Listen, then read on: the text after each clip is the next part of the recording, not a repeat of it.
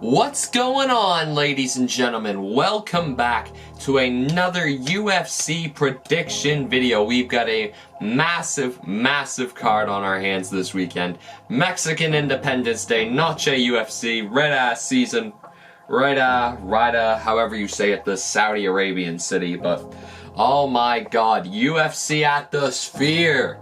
Sugar Sean O'Malley puts his UFC Bantamweight Championship on the line against Merab Dvalishvili from Georgia and Long Island, New York.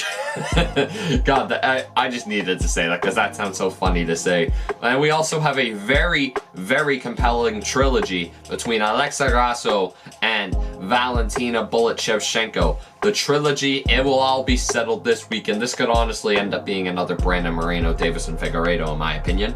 But a lot of great fights happening this weekend inside the Sphere on Mexican Independence Day. So let's talk UFC 306. I will say, this is Monday when I'm recording this. I will say I did not expect to be recording this video today. I was planning on doing a couple iRacing videos today, and then my iRacing just went when I was trying to update it, and I had to uninstall it and then reinstall the 100 and some gigabyte update or gigabyte game. So yeah, if I sound a little rusty, that's why I wasn't planning on doing this video today. I only changed my plans like 5 minutes ago. But anyway, first fight of the pay-per-view, we have Ronaldo Rodriguez fighting Ode Osbourne. And I mean, with Ode Osbourne, I mean, you'd expect the guy to be a little taller considering the size and the reach that he's got, but he's only got an inch reach or an inch height advantage against Ronaldo Rodriguez. He's got a lot of advantage in reach though, to be fair. Ode Osbourne's got the reach of a lightweight at bantamweight, or a flyweight rather. Holy crap. I mean, man, that boy can cut weight. Holy Murphy, he's got a frail scale. I don't even know how to put it, but man, Ode Osbourne, he's a bit of a 50-50 fighter, has some wins, has some losses, and he's facing a young up-and-coming star in Ronaldo Rodriguez. I'm going to take Ronaldo Rodriguez in this fight. Mexican, on Mexican Independence Day, at the Sphere. This is an all-Mexican card. This fight's just going to mean more to Ronaldo Rodriguez. I guess his parents really like Cristiano, but I think Ronaldo, even I heard in his UFC debut, well, at least when I was doing research for this video, it looks like he had one UFC fight already, got a quick knockout earlier in the fight, so I expect Ronaldo Rodriguez to come out, send a statement, and get the dub on his his second UFC fight, and I expect him to beat Ode Osbourne by a first round TKO finish. In our second fight on the pay-per-view, we have Daniel Zellhuber, I think that's how you say it, and he's fighting Esteban Ribovikas from Argentina. Daniel he's another Mexican fighter. He's gonna go look for the knockout in this one. More times than not, he finishes opponents by KO, TKO. Same with Esteban Ribovikas or whatever has actually never won by a decision. That's kind of crazy to think about, but yeah, another Mexican fighter fighting on Mexican Independence Day. It looks like this Esteban fella is going to give him a good run for his money here. We'll take a look at Esteban here. He's a plus 185 underdog. He got a win over Terrence McKinney in his UFC debut. So, and that was, how did he win that fight? He won it by a KO TKO in 37 seconds. Wow, that's very impressive. And Daniel Zellhuber, he's only had one one fight in the UFC. He fought Prado. I don't know who that is, but he got a unanimous decision. Actually, he's had 3 fights in the UFC. Wow. Well, he lost his UFC debut against Ogden. Then he beat Lando Venata. They beat Giagos and Prado. So he's had a decent stay in the UFC, and he's the favorite against Esteban Ribovikas. I believe that's how you say it. Two young up-and-coming superstars are going to go head-to-head. This is a really good shout for fight of the night. And, well, the fight after this one might have something to say about it, but I am gonna go with, not every Mexican can win on this card. I'm gonna go with Esteban Rodriguez. I'm gonna take him to win by a submission in this fight. I mean, will Heber give him absolute hell? Probably, but I expect Rodriguez to weather the storm, take control of the fight, and get a submission later in the fight. I'm going to say a round 3 submission for Esteban Rodriguez. Alright, second, what am I talking about? Third fight of our pay-per-view is a fight that was going to happen at the end of June, but fell through due to Ortega getting sick, is Brian Ortega versus Diego Lopez, and man, this fight's just got scrap written all over it, doesn't it? I'm a little surprised Diego Lopez is as big of a favorite as he is, but with the size advantage and recent activity advantage, I think that benefits him a lot. And I mean, he's just looked like an absolute dog recently. I mean, I remember his debut against Evloev, like, man, he looked really solid in those fights. He looked really solid, and fighting a guy like Brian Ortega, you're gonna need to be pretty damn solid. Ortega, I mean, where he's probably a little past his prime. You haven't seen the best of Ortega recently, but man, he has looked good. I mean, that win against Korean Zombie a couple years ago was an absolute banger. He did just beat Yair Rodriguez back in February, to be fair to Ortega.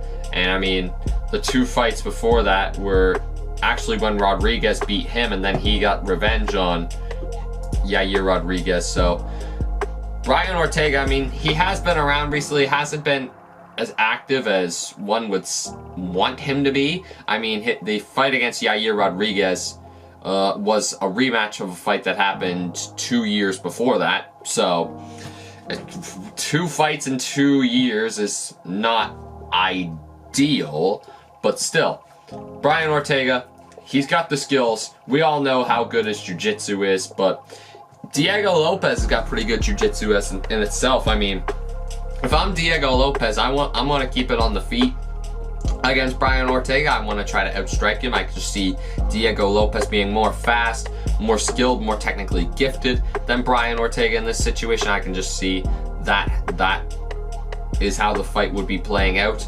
But it's going to be a close fight. I can see this fight seeing the final bell. Both of these guys are tough as nails. Both got that Mexican heritage, as anyone watching the card would hope. So I am going to take...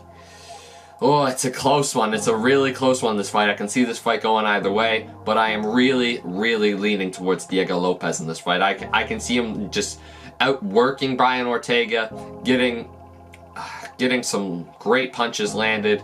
Even I see him winning a jiu-jitsu exchange or 2, which will really impress the commentary and the crowd, especially against someone as jiu-jitsu pedigreed as Brian Ortega. But I am going to rock with... I'm going to take him. I'm going to take Diego Lopez, and I'm going to say Diego Lopez nails a decision win over Brian Ortega. And our co-main event, we are now into the title fights. A bad-ass fight between Alexa Grasso and Valentina Shevchenko. The trilogy is here.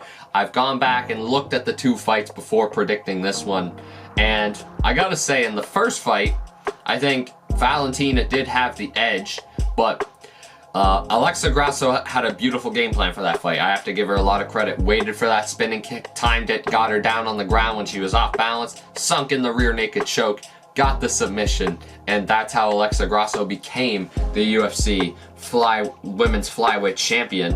And the second fight, man, I think a lot of Alexa Grasso's... I think a lot of this fight comes down to Alexa Grasso's confidence. I will say that because I don't think she was as confident going into that first fight, and, well, she was confident enough in the game plan to get the win, but in the second fight, you could tell she, how do I say it? I'm like mumbling amongst my words here, but she can she imposed her will more on Valentina. She could tell that she was hitting her more than the first fight, and you could see by Valentina's body language she didn't enjoy it as much as when other people have hit her in the past.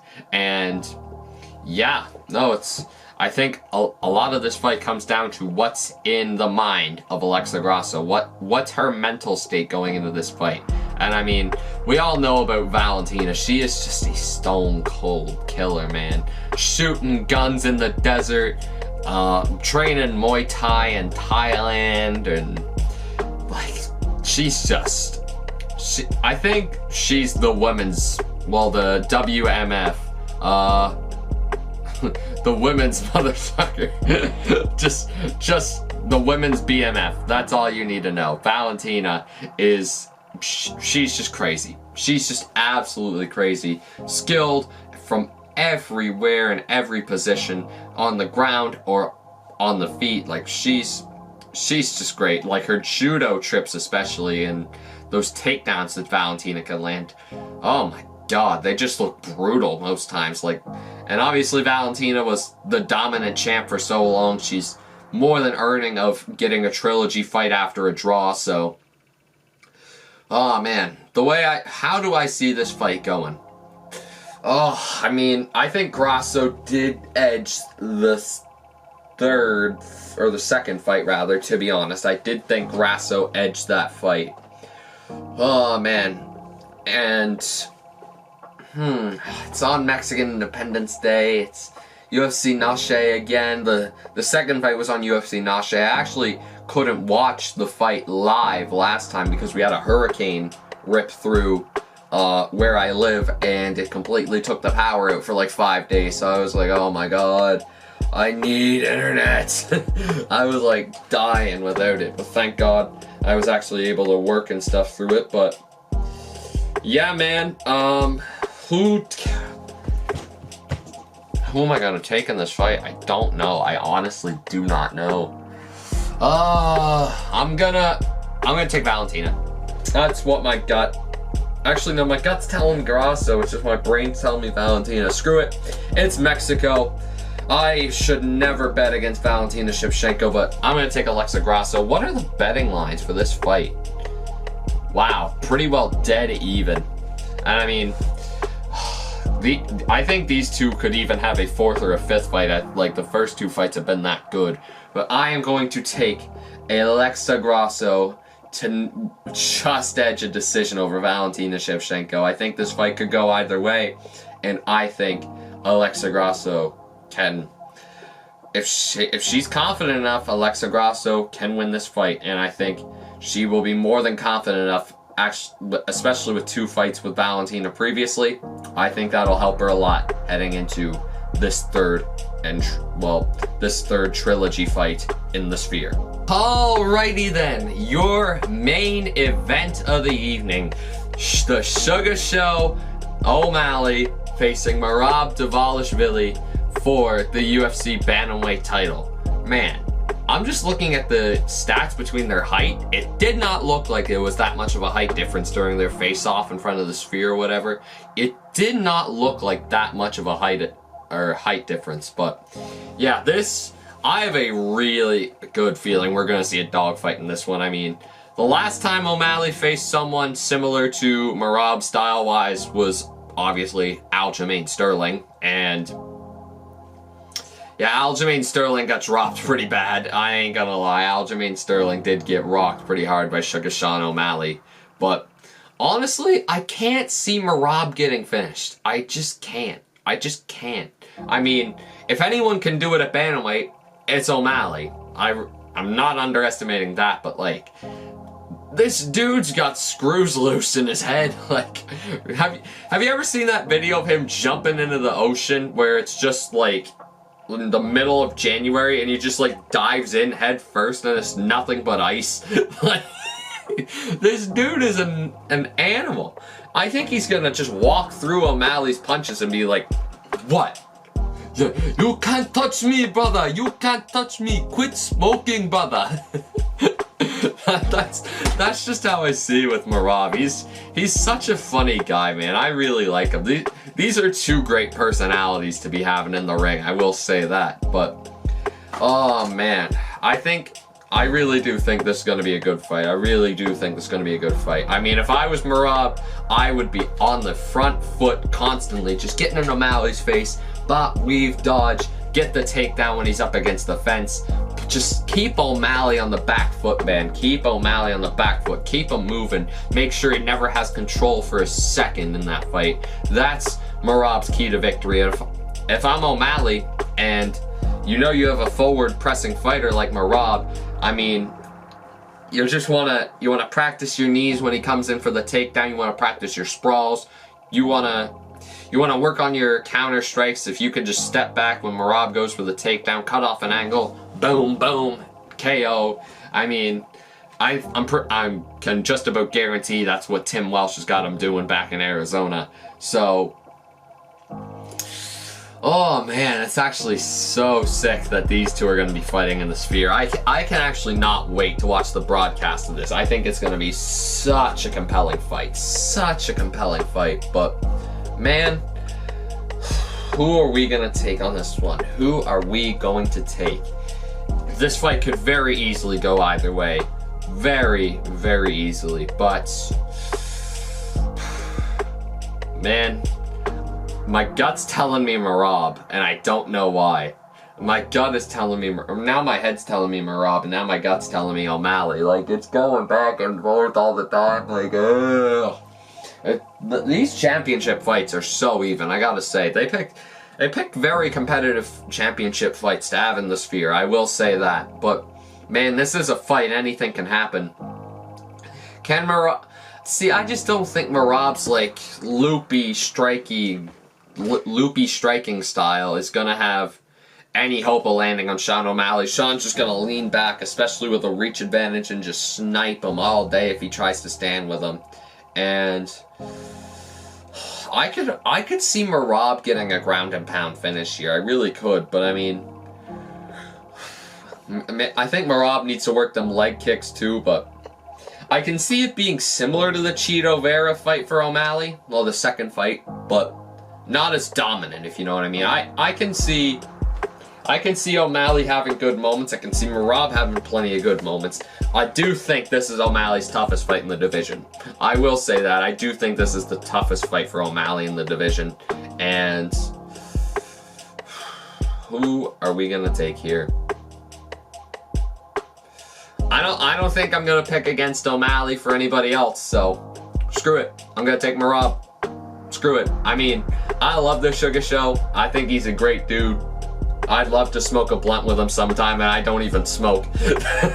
But, I don't know. I think Merab's style is one that could really be the antidote for Sugar Sean O'Malley. Sean, if you're watching this, use me to motivate you, man. Go get a knockout. Go do something cool. Merab, you're a cool guy. I like both of these guys, man. I really hope they can shake off the burning bridge between them and, yeah, just call it a day. But, yeah, man, I'm going to take Merab Dvalishvili to get a decision over Sugar Sean O'Malley. What am I thinking? But, oh, it's going to be a good scrap. It's going to be a good scrap. I can say that much. But, guys, if you enjoyed today's UFC predictions for UFC 306, make sure you smash that like button. Leave a comment down below. Who do you think is going to win in the Sphere? Hopefully, tickets will actually sell out. I mean, am I going to stay up and watch the Canelo fight as well?